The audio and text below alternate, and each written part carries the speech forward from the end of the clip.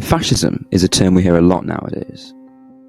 When it's said, you may think of some historical figures, like Hitler, or the man who coined the term, Mussolini, or maybe even some contemporary ones. But what does fascism actually mean? In this video, I'll give you a clear and concise definition of fascism, which you can then use to test whether or not certain ideologies or individuals are fascistic or not. The best way to understand fascism is to understand it as a combination of two ideologies. One of these ideologies is nationalism, which is defined as the advocacy of one's own nation above others.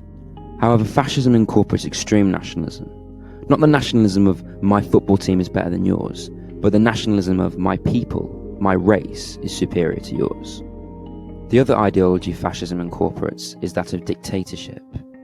And the best way to understand dictatorship is to look at democracy, the idea it is often held in contrast to.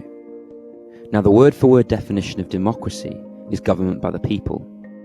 In the vast majority of countries claiming to be democratic, this government by the people is maintained through near or universal suffrage, as well as the election of representatives. Dictatorship, on the other hand, actively subverts the power of the people. Instead, power is vested in one single person, and all other opposition stamped out.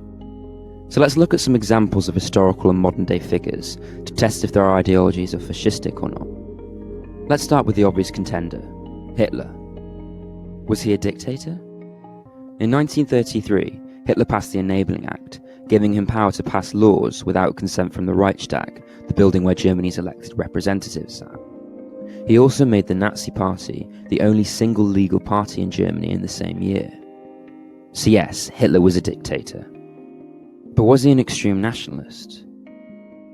Now, the thing Hitler is possibly most associated with, not including World War II as a whole, is the Holocaust. The Holocaust was the genocide of 6 million Jews by the Nazis during World War II, and the ideology that undergirded this slaughter was an extreme nationalist, racist belief in the German people's superiority, as well as a belief that the Jews were an inferior, subhuman race. So yes, Hitler was an extreme nationalist. Putting these two beliefs together, we can clearly see how Hitler was a fascist. Another example of a supposed fascist is the current President of the United States, Donald Trump. Let's test to see whether he is one, using the definition. For starters, is Trump a dictator? Donald Trump was fairly elected under the rules of the US Constitution, and has neither made any attempts to overturn or abolish elections, nor does he rule by executive fiat. So no, Trump's not a dictator. Is he an extreme nationalist though? Trump has called himself a nationalist, but he's also disavowed the KKK and racism. However, he was accused of flirting with more racist elements during his election campaign and early on in his presidency, specifically in the aftermath of the Charlottesville attack, when he implied a parity in ideology between the anti-fascists and their white supremacist counterparts. So Trump's record on whether or not he's an extreme nationalist is a bit patchy. But that doesn't mean he is one, and he's certainly not a dictator. In conclusion, the president isn't, by my estimation, a fascist. But if you disagree with me, please leave a comment explaining why. So where does all of this leave us?